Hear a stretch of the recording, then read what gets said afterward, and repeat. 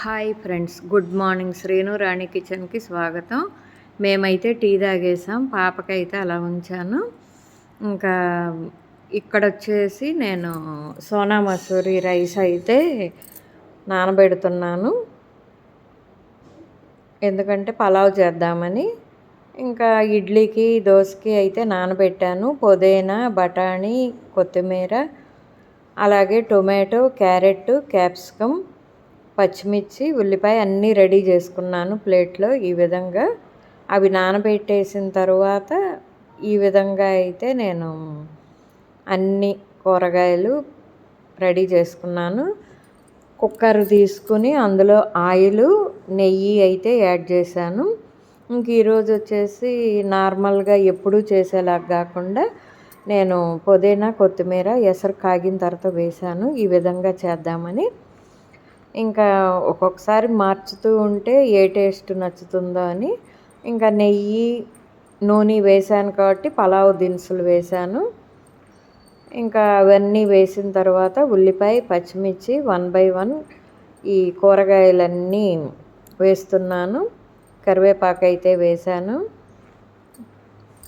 మామూలుగా ఇంతకుముందు వచ్చేసి కొత్తిమీర, పుదీనా కూడా నేతిలో అలా వేయించేసేదాన్ని కూరగాయలతో పాటు.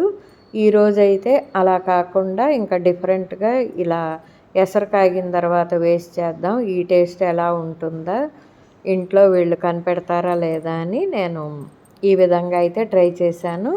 ఇంకా జీడిపప్పు కూడా యాడ్ చేసేసాను. క్యారెట్, టొమాటో, క్యాప్సికమ్, క్యారెట్ అయితే ఇలా పొడవుగా కట్ చేసుకున్నాను. ఇంకా మళ్ళీ ఒకసారి కలిపేసుకుని మిగిలినవి కూడా వేసేస్తాను. ఇదిగోండి బంగాళదుంప. నాకెందుకో అన్నీ సాంబార్ చేసిన, పలావ్ చేసిన కూరగాయలన్నీ ఉంటే ఏంటో సాటిస్ఫాక్షన్గా ఉంటుంది. ఇంకా అందుకోసమని ఈ కలర్ఫుల్గా ఉంటుంది, మనకి వెజిటబుల్స్ మొత్తం బాడీకి వెళ్ళినట్టు ఉంటుంది అని నా ఫీలింగ్. ఇదిగోండి నానబెట్టిన బఠానీ కూడా వేసాను. ఇవన్నీ ఈ విధంగా కొంచెం వేగితేనే మంచి టేస్ట్ అనేది వస్తుంది. ఇదిగోండి టొమాటో కూడా వేసాను.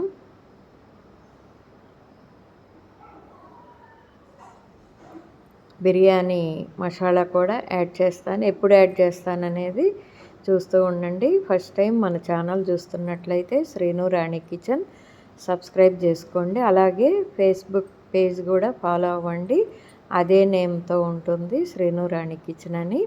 ఇంకా నేను ఇక్కడ ఫ్రెష్గా అల్లం వెల్లుల్లి పేస్ట్ అయితే వేశాను. ఇంకా అది కూడా వేసాను, ఎందుకంటే ముందుగా వేస్తుంటే మీకు చెప్పాను కదా అడుగంటినట్లు అవుతుంది,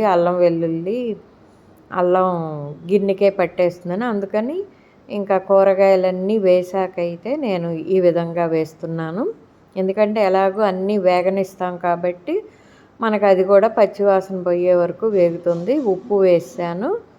ఇంకా ఆల్రెడీ బియ్యం కడిగి నీళ్ళు అయితే వేసి ఉంచాను కదా, సరిపోను అవైతే ఉంచేసాను. ఇంకా ఇదిగోండి ఆర్చి గరం మసాలా అదైతే వేసాను. బిర్యానీ మసాలా, గరం మసాలా కొంచెం 2 యాడ్ చేశాను. ఇక్కడ ఎసరు కాగుతుంది కాబట్టి ఇప్పుడు ఈ టైంలో పుదీనా, కొత్తిమీర అయితే వేశాను. ఇంకా రైస్ కూడా వేసేస్తాను ఇదే టైంలో. ఎప్పుడు ఏంటంటే కూరగాయలతో పాటు ఈ 2 వేగనిస్తాను. ఇంకా ఇలా చేసి చూద్దాము ఎలా ఉంటుందా అని ఇలా ట్రై చేశాను, బాగుంది.